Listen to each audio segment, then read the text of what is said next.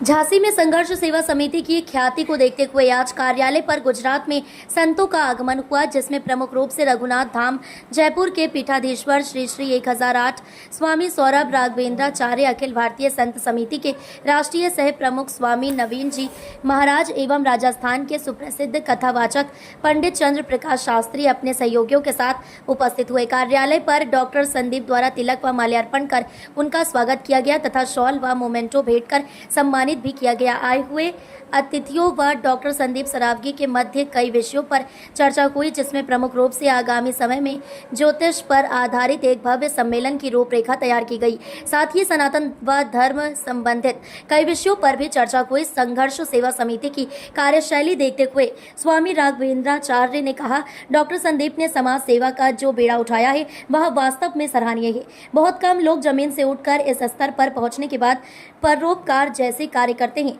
आज के समय में जहां सभी लोग धन को सर्वप्रिय मानते हुए कार्य कर रहे हैं, तो वहीं डॉक्टर संदीप जैसे लोग तन मन धन से समाज की सेवा में लगे हुए हैं।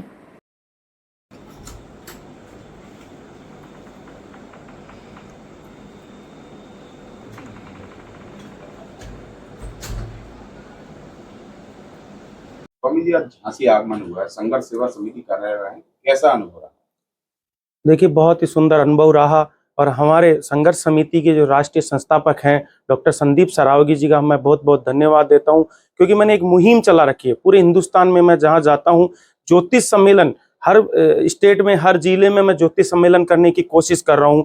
वहां पे हर एक प्रदेश में मैं ज्योतिष पीठ की स्थापना करने जा रहा हूं, क्योंकि जब हमारे, आप देखो, संतों के सब जगह अखाड़े बन रहे हैं, किन्नर अखाड़ा तक बन गया, तो क्यों ना ज्योतिष समाज, जिसमें एक बाकायदा बच्चा एक पढ़ लिख के डिग्रीदारी होके भी वो बेरोजगार होता है, उसको एक पहचान नहीं होती, उस पहचान को दिलाने के लिए हम उस पर कार्य कर रहे हैं। हमारी संस्था रघुनाथ धाम धर्मार्थ सेवा संस्थान उस पर हर वर्ष निःशुल्क सम्मेलन, पूरे हिंदुस्तान में सबसे बड़ा सम्मेलन करवाती है। और आज उसी की धार्मिक चर्चा के लिए हम झांसी में आए और हमारे जो समाज सेवी डॉक्टर संदीप सरावगी जी का मैं बहुत बहुत धन्यवाद देता हूं। जब मैंने इनके सामने ये प्रपोजल रखा कि संदीप भैया आपको ये सम्मेलन करना ही पड़ेगा, तो इन सबसे अच्छी बात देखिए, संदीप भैया ने एक लाइन में क्या उत्तर दिया कि गुरुदेव, आपको जो करना है करिए, मुझसे क्या करना है वो आप बता दीजिए। तो हमारी टीम, मेरी टीम पूरी साथ में है, हमारे संत समाज के राष्ट्रीय प्रवक्ता हमारे साथ में हैं, और इधर जयपुर से हमारे भागवताचार्य भी हमारे साथ में हैं, संदीप जी भी।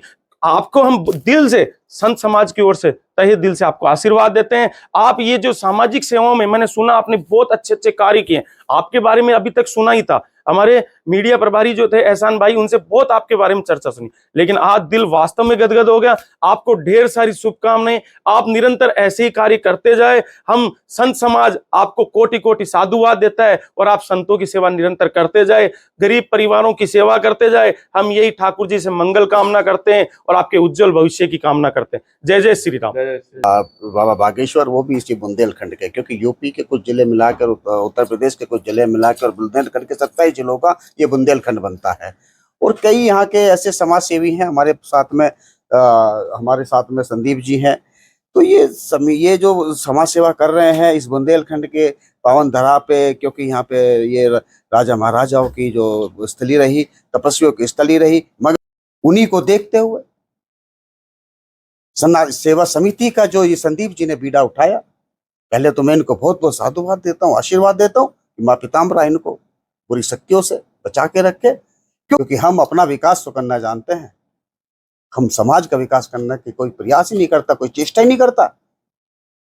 अगर अगर अगर हम संदीप की तरह या संघर्ष समिति के बैनर तले ऐसे ऐसे परिकल्प चलाएं, क्या वास्तव में जाके उन पात्र लोग हैं वहां तक हम अपनी जो मदद है उसको पहुंचाएं, विश्व में मेरे देश का परचम लहराएगा। और दूसरा मैं जरूर कहूंगा अपने जो भी सुन रहे हैं अभिभावक, कि देखिए, हिंदू चिल्लाकर, हिंदू हिंदू सनातन चिल्लाकर, ये झंडा उठाकर ये देश मजबूत नहीं होगा।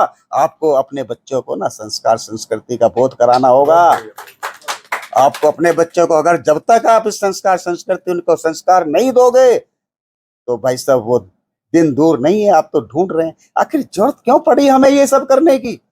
आज हमारा बच्चा इस आधुनिक काल के इस जीवन में मैं किसी की वो नहीं करता कि ये टेक्नोलॉजी का जमाना है, मगर भैया टेक्नोलॉजी से भी जरूर मैं आप सबसे कहना चाहूंगा, अपने बच्चों को समय दो, अपने परिवार को समय दो, एक टेबल पे हो सके तो बैठ के सात्री का भोजन करो, तभी जब ये देश और ये आपका घर मजबूत होगा, आपका जिला मजबूत होगा, आपकी गली मजबूत होगी, तभी एक हिंदू गांव, हिंदू राष्ट्र, हिंदू देश और ये हिंदू, ये हम तो कहते हैं कि पहले इंसान बनो यार, संस्कृति संस्कार का वो करो, आगे बढ़ते रहो। इसी के साथ में सभी आवाज मैं जरूर कहना चाहूंगा भैया, अपने बच्चों को अगर अपने संस्कार संस्कृति बचानी है, अपने आप को ही बदलो, अपने बच्चों को समय दो, अपने बच्चों साधुवाद संदीप जी, माँ भगवती की नगरी, माँ राजराजेश्वरी की नगरी आपको शतायु बनाए और आप ऐसे ही अपने परिकल्प को पूरा कर